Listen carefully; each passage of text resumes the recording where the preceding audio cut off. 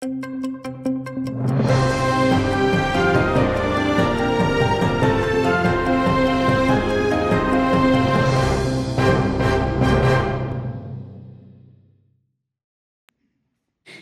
30 күн Рус описханесінде Қырым татар милимежес рейс муавина Нариман Желял кечірді. Русларынан оны қапатқаны Минусинск описханесінден Киевге қадар yol 5000 кілометрні тешкіл ете.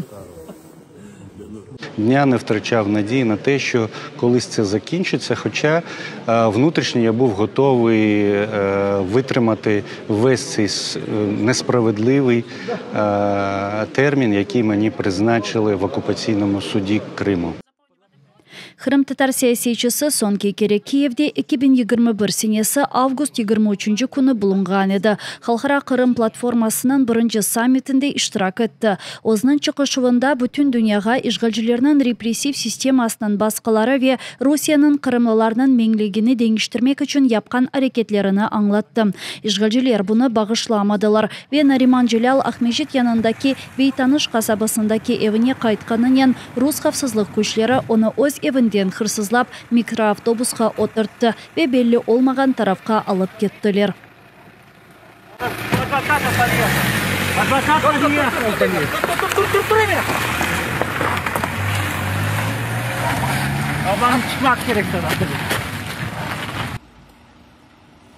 О күні да 5 қырымлы қачырылды. Işgalciler учкешіні жезаламаға қарар берді. Нариман Желялдан ғайры ФСБ хадимлері милли әрекетінің земаневи иштиракчылары олған Асан ве Азиз Ахтемов қардашларыны да есір алдылар. Уч қырымлы Ахмежит районында Русия арби бөлігіні темінлеген газ бору yolының бір қысмында диверсия япқанларында қабатланды.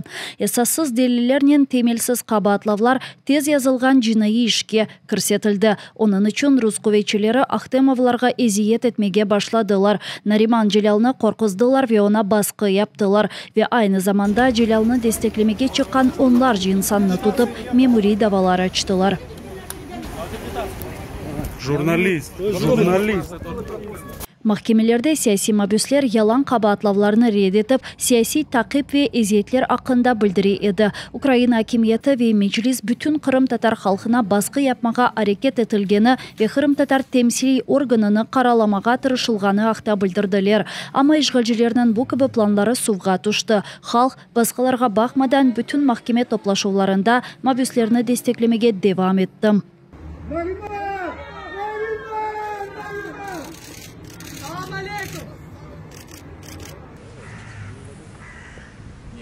2022 senesi sentyabrının 21'inde Kırım'nın işgalci yukarı mahkemesi kanunsuz hükümünü seslendirdi. Kırımlılar kanunsuz cezanı layık karşıladılar. İşgalcilerinin safsatalarını Milli Marşının sözleri yazılgan futbolkalarını kiyip dinlediler. Asan ve Aziz Ahtemовларға 500.000 ruble para cezası, 15 ve 13 yıl hapis cezası verildi. Meclis reisinin birinci muavini Narimан Желялға ise 700.000 ruble para cezası verilip 17 yılga ağır şaraitlerde hapishane cezasına mahkum ettiler. Onu tuğan ana vatanı Kırım'dan binlerce kilometre uzaklıkta, Mongolia sınırından 300 kilometre uzaklıktaki Minusинск şehrine yolladılar. Deşetli tutup şaraitleri birçok hastalıklarını ağırlaştırdı. Ama esirlikten çıkıp Naриман Желял halkını öz hakları için ve her bir siyasi mabüs için kurashni devam etmege çağırdı. Ata bu haqda президентнен bile mektuplashdi. Я дуже дякую вам за таку щиру особисту участь в моїй долі, взагалі в долі політв'язнів, військовополонених. Нариман Желялны esirlikten azat etmek Birleşken Milletlerinin Baş Asambleyasının uç kararında talap etili. Lakin Ruslar buna kulak asmadı. Tek iyun 28'de Ukrayna Maxsus Hizmetleri Vatikan'ın yardımının 10 Ukrayna vatandaşını şu sırada meclis reisinin birinci muavinini kaytarıp oldular.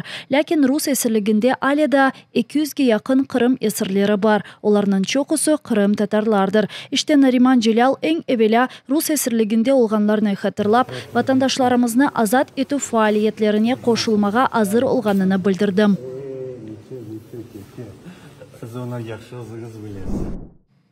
Кара деңизде халкыра майын темизлеп аракети башлады. Түркия, Романия ve Булгаристан шымды геми хавсызлыгы үчүн, хусусан Украин богдайыны тышка чыгармак үчүн деңиз жолларыны темизлей. Кайд этилгенине көрө, Түркия жол башчылыгындагы бу КБ-тешеббүс Россиянын Украинага буюк үжүмүндөн соңра Кара деңиз мемлекеттеринин биринчи буюк умумий аракеттир. Уч мемлекеттин ич иштери назирлиги Кара деңиздин базы жерлеринде ялдамага девам эткен майынларны зарарсызлаштырacak. Түркия, Булгаристан ve Romanya январь айында майынларга каршы бирабер күрөшмеге разы олдулар. Булгаристан өкмөтүндө кайд эткенлерине көрө, бу умумий тешеббүс башка бир мемлекетке кеңишлемейжек, ама өз ара иттифакдашлыкларына ve жакшы комшулук мунасибеттерине эйлештирмеге жардам этежектир.